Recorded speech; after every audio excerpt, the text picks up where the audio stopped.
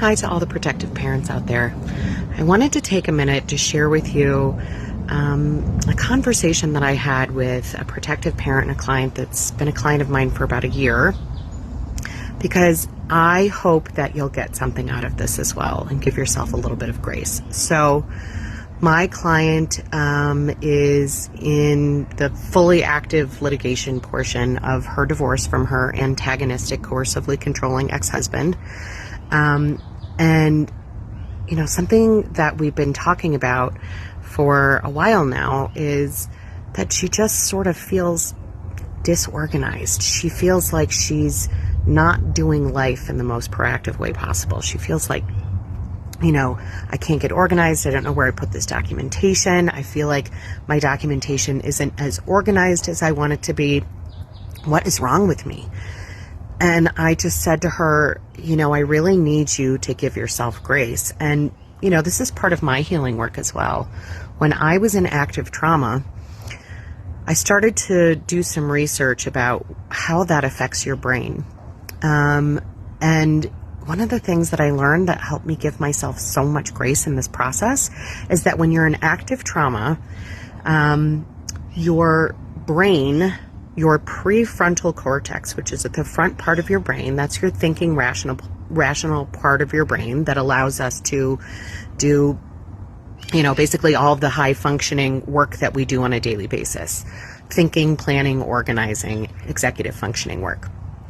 That portion of your brain, when you're in active trauma, goes completely offline, and you are functioning from your lizard brain, which is at the back of your brain stem and connects with your spine. And this is the most primitive portion of your brain. This portion of your brain, the only job that it has is to keep you alive.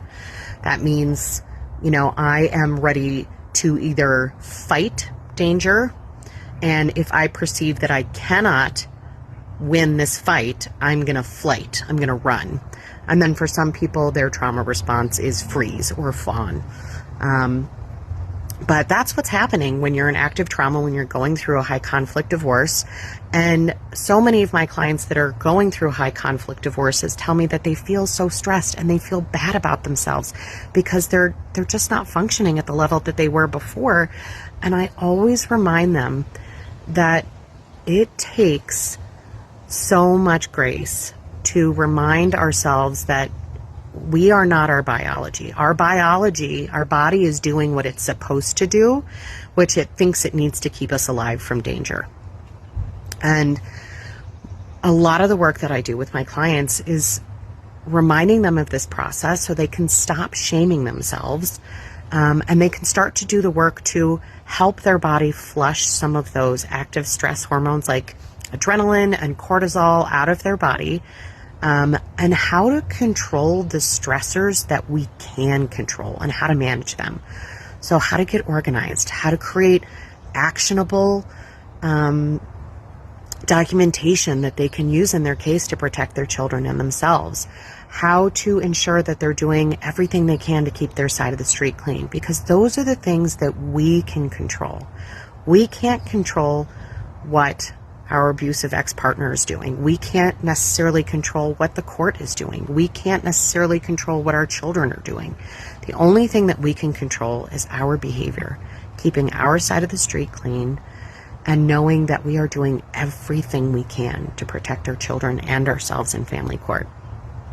And a big part of that process involves understanding what's happening in our body, giving ourselves grace to not shit all over ourselves about what we're doing and what we're not doing, so that we can really stay present for our kids and that we can be proactive. So if you're feeling like you're scattered, you're not organized, you're not doing the things that you want to be doing, or if it's hard to work, or if it's hard to function as a normal human being, this is your biology. I want you to give yourself so much grace about it.